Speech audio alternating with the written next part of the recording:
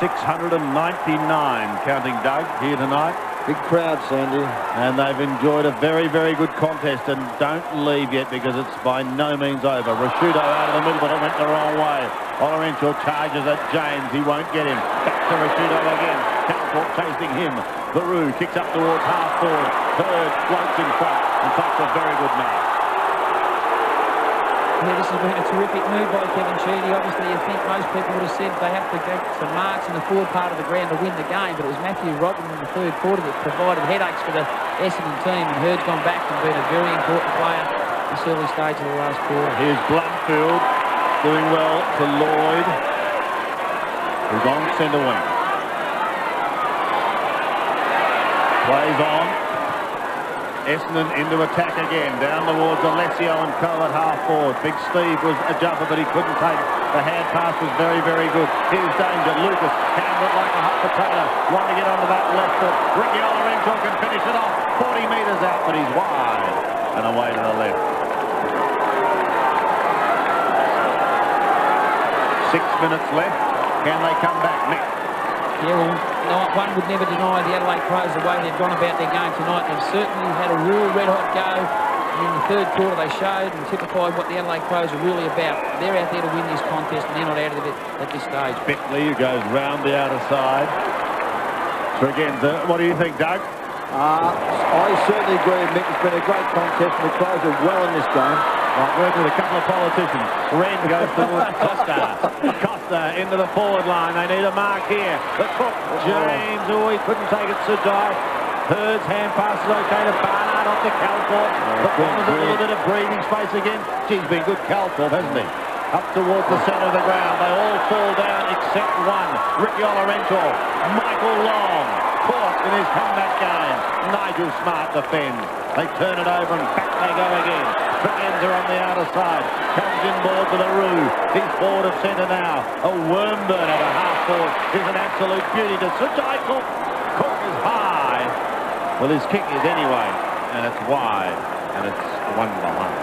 I think it's been the tackling that's also been a great component of the Adelaide Crows team. They are the leading tackling side in the competition at this stage, but once again, Mark Beckley's tackled on Michael Long, dispossessed the ball, and in the space of probably 15 seconds or so, the ball went forward. Sujai Kilk had a chance to kick a goal, all because of a disciplined act of play by Beckley. 5 minutes remaining, boys. Plenty of time, Sandy. Yep. Curls. Yeah, Sandy, a big plus here for the Essendon is the fact that Easthoff and Alessio are really controlling the ruck situation now. Yeah, they are. There's a change made too with the Crows. Andrew Eccles is coming back onto the ground for this last 4 3/4 minutes. Clay Sampson is the player leaving it. Let's go back to the action though with Kane Johnson. He chips to the half-forward line. Ben Hart. And that's what we've seen all night from that back part of the ground. Ben Hart has really worked hard, tirelessly, trying to get Matthew Lloyd out of that ground. All of a sudden, when you consistently do the team disciplines, the team structure things, the ball comes your way. Ben Hart has certainly been disciplined in his approach tonight, and now he's got a chance to kick a goal. From 48 metres, looks pretty good. Crows hang on. They hang in there. In 1 hour of football television, a superstar caught the spray. You've done nothing all day, Buckley. A coach lost his job. On the inside, you burn and you churn. A bogan got on stage. I'm actually in our winter uniform at the moment. Doug was set on fire. And a Geelong legend saved his club's pride. I'm only turning 70. I haven't died, you know. Who knows what'll happen next? I actually like to apologise to my mother. Live and kicking Wednesday on 7.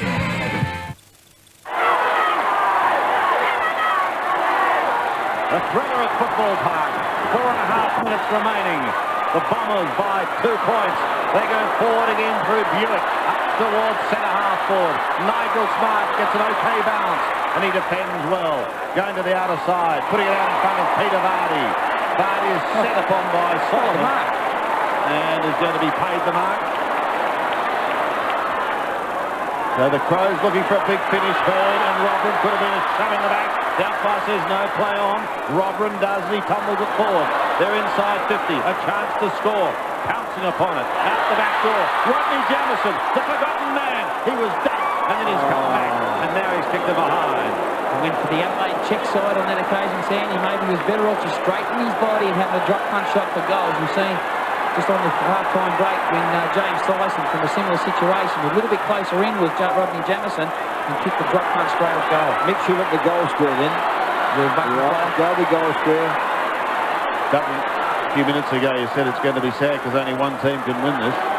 We could find ourselves with a draw. Right too, Sandy. Barnard. High to the outer side. Big pack of players. A lot of flies. Pagenza waited at the back. Suddenly it's shot out now. They've got an opportunity again. Oh, Stevens is in the box. See if he can take them out. And then Stevens has kicked 2 goals, both in the third quarter.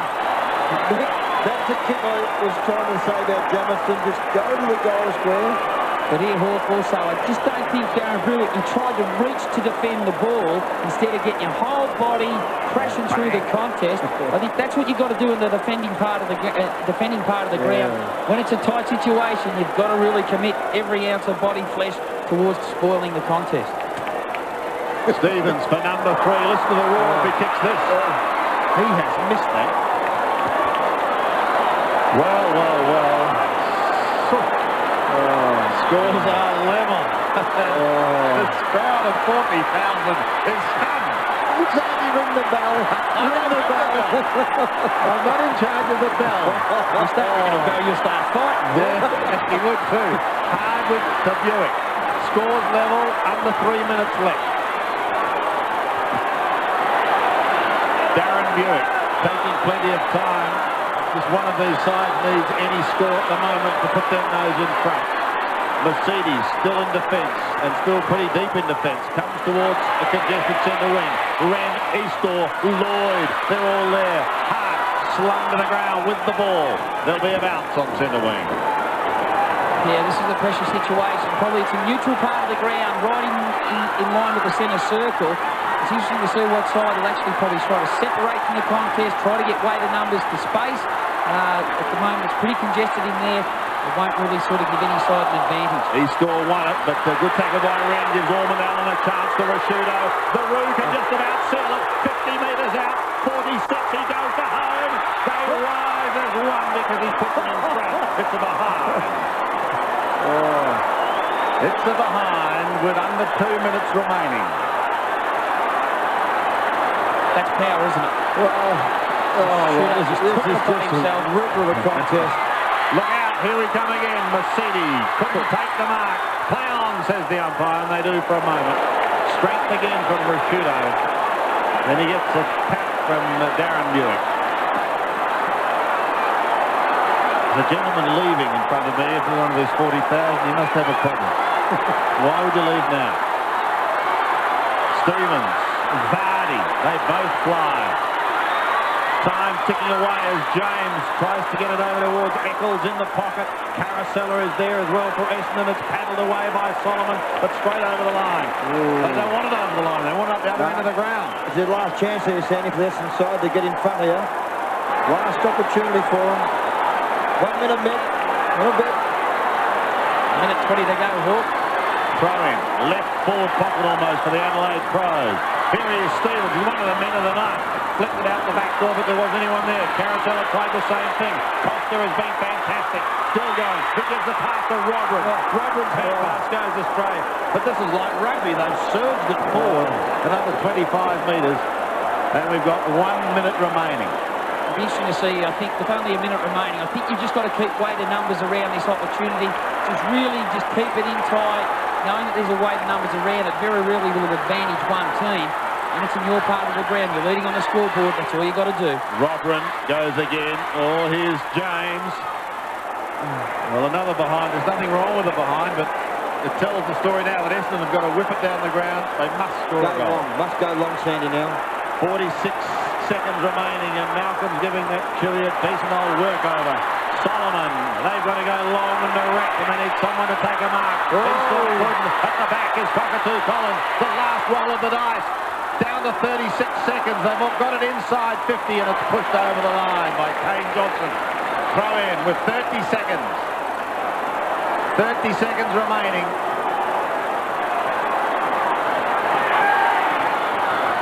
And it's in Essendon's attacking zone. They trail by 2 points. What a rib snorter. From the throw-in. Rodman tries to give it away. He's got possession and they've got possession now. Johnson had it and then lost it. So too Ormond Allen. Hurd. James Hurd out on the ball.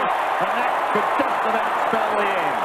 The continuous pressure is going to see Trent Ormond Allen, or will it be Sujai Cook who's going to bring it back in?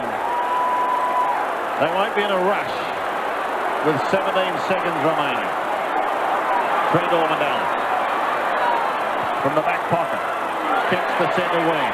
Eastor, Wren, Smart, and the big Crow puts it over the line. Sensible play. Yeah, very good play there by the Tools from Rodman and Wren, who really got to the contest, the predictable part of the kick. What a great contest, Mick. Oh, it's been a terrific game tonight. Everything. Hurd, maybe the last one of the night. James to half forward. The mark has been taken. It matters not now, because there's the sun. 40,000 screaming fans here at Football Park are standing as one.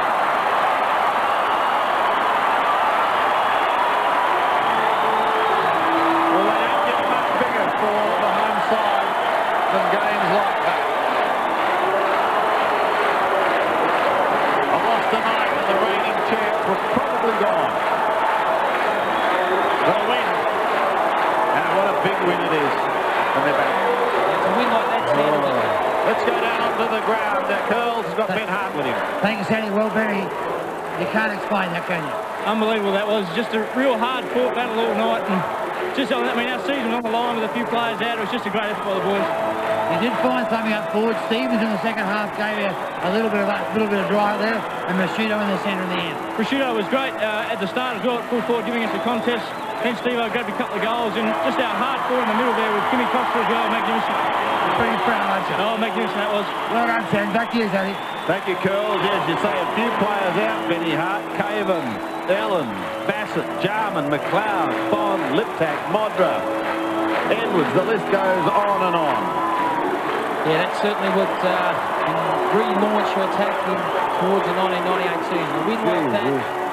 Facing adversity leading into the game, you know, they've had 9 probably recognised senior players out of their team, but to fight back in that situation, that really creates morale within a group, that winning type attitude. And look at Blighty. Blighty's gone over to them and he's mingling with them now, congratulating his charges, and he's absolutely wrapped. There he is with the young Andrew Eccles.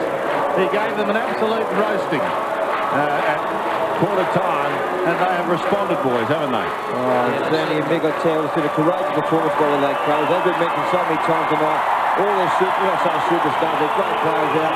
And why shouldn't the crowd stand as one? Girls? Yeah, Mark Rashido. Well, Mark, you first couldn't pick the better one. Oh, great.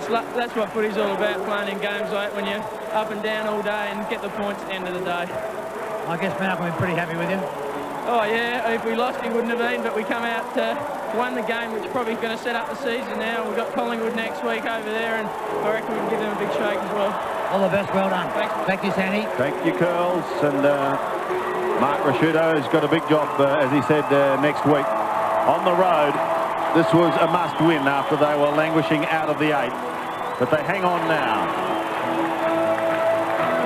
They're better players. Well, they had some wonderful performers.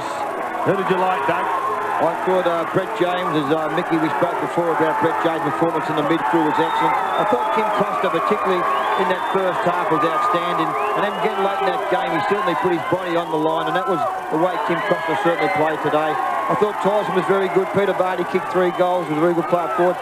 Matthew Rodman done a good job too at half forward and went into ruck too by kicking 3 goals. He was an excellent player for Adelaide. And looking for Essendon, no doubt, David Calthorpe was probably the best player on the ground, in my opinion. He was superb in the midfield. He gave 4 quarters. It was none to his fault that the side was beaten tonight, David Calthorpe. So Mark Rashido makes his way into the rooms with Simon Goodwin there on the left wearing 36. In front of him, Mark Stevens, who kicked those 2 goals in the 3rd quarter. And we might stay with them for the song, because I reckon they'll be in... I don't know if they'll be fine voice, but they will be in voice. Kim Costa and the boys. Go Rennie!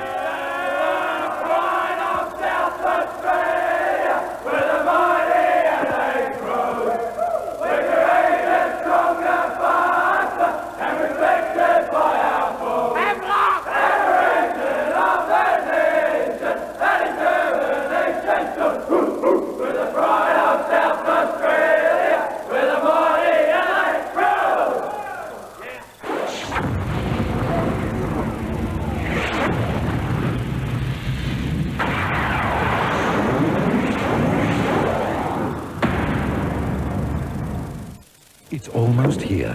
Soon on seesawing struggle, an absorbing duel. Essendon gallant in defeat, 15-16, 106. The 1998 AFL Premiership season, proudly brought to you by Telstra, making life easier. Victoria Bitter, for a hard-earned thirst. Cadbury Mark of the Year, and McDonald's Double Quarter Pounder with cheese. No doubt that winners are grinners. Let's go down to the Crows' rooms now with Curls. Matty, the last quarter you had an interesting one with James Hird there, whether to run with him and try and prevent or stay in your own attacking area. Yeah, I had to. I mean, it's a bit too dangerous to let run around in that last quarter, and it was so close to let him, I guess, get up to the forward line by himself. So I guess I just decided to run with him and try not to let him have much of an influence in that last quarter. Surprise call into ruck in the second quarter? Yeah, probably the first time in quite a few years I've had a run on the ball, so it was enjoyable. I mean, it's a good chance to have a run around and try and find a bit of the footy, so it was a good change. A little bit of fighting spirit there in the end. Yeah, it was good. I mean, I guess after the capitulation after the last half last week, and then to come out fighting like that was full credit to the boys and plenty of character shown. It is, particularly when you see the list they've got out. I know a lot of clubs have got good players out, but the Crows have had a lot of good players out, and that was an incredible win, that one. Oh yeah, I think it's full credit to the guys that were out there. I mean, you're right, we've got a lot of blokes out, a lot of quality players who've probably starting our first 18, so full credit to the guys that pulled off the win. You've missed a lot of footy yourself this year. Do you feel as though you're starting to come back? Yeah, it'll probably take 4 or 5 weeks before I get back to full match fitness and match hardness. So I guess my aim is to keep improving each week, and hopefully within the next couple of weeks I can hopefully get back into some good form. I thought before the game that this was the game the Crows had to win to keep their final chance alive. Yeah, I guess if we drop this one, we'll start to lose touch with the top teams. And yeah, I guess to get back on even kill at 6 and 6 now, it's pretty important for us, and we've got another 3-4 hard games coming up in a row, so it's a very important month now. Well played, a fantastic team effort. Thanks, Neil. Thanks, Matty. Back to you, boys. Yes, good on you, Curls.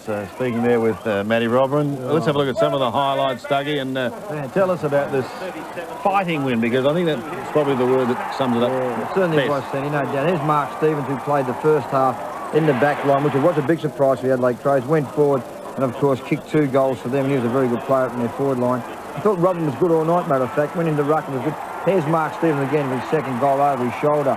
Was a very good player for the Adelaide Crows, as I said before. Here's Michael Long. It's great to see him back in it, Sandy. Michael Long, the brilliance of him. Here's his vision. He's very unselfish. Could have probably gone forward and kicked a goal himself. Michael Long was very, very good. He kicked 3 goals and a good return for him to senior football. Missed really what probably last 2 years. It's great to see him do that. Young Tyson was excellent. Here's Robin with his snap. Was a very good player, as I mentioned before, particularly when he went into ruck after half-time. He was an excellent player for the Adelaide Crows. Mark Bickley was down a bit. Here's the shot and kicked this one. And there's Darren Buick, who we thought maybe probably do a short pass here, but decides to go long and kicks a good goal here, about 55, 60 metres out post high. And he was fairly quiet too. Some of the players were certainly down in their midfield. Smoke and Joe Mercedes started the game brilliantly in the first term. Probably had 10 or 11 kicks and certainly died out of the game. Here's Mark Rasciuto setting the ball up here for Peter Vardy, one of his 3 goals. And was a very good player for the Adelaide Crows as well. Davey, what does it tell you? Does it say something about the depth at Adelaide? Does it tell you something about Essendon? Well, I'll tell you what, Sandy, it tells something about Adelaide. I think it's the character of the club. Over the last 3 or 4 years, I think a lot of people thought they were maybe a bit suspect in that area. Last year, of course, they won the grand final, but tonight with those players out, the quality players out, mate, what a superb team performance. And here's the match stats here, Adelaide 176. I mean, Essendon had a lot more football. I mean, 300 possessions there to Adelaide, 250 there.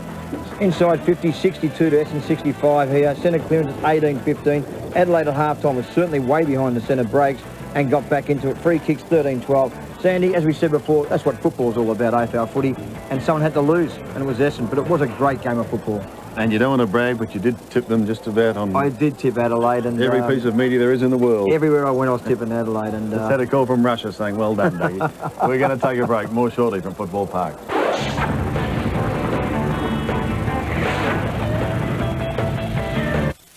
Let's have a look at the ladder as it stands at the moment. A very important win for Adelaide tonight, Dougie. Yeah, it certainly was, Sandy, no doubt. Now 6-6.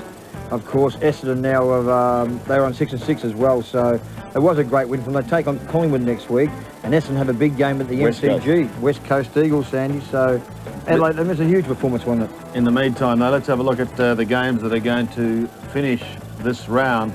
Some big games tomorrow too. We'll call it the coaches' game up there at the Gabba, because Roger Merritt has the Brisbane Lions under his wings for the first time against Port. In a word, you're picking Brisbane? Brisbane Lions for me in a tight one. Western Bulldogs take on Fremantle at Optus Oval, and the Bulldogs, well, we saw them there last week against Adelaide, and they were very, very impressive. Dish Lickers for me. Dish Lickers, yep. Collingwood plays St Kilda at Waverley Park. St Kilda. And Richmond plays North Melbourne at the MCG. Wayne Carey and North Melbourne do me there. Thank you for joining me at Football Park tonight. Take me home, Sandy. I certainly will. It's been a good night. Hope you enjoyed it.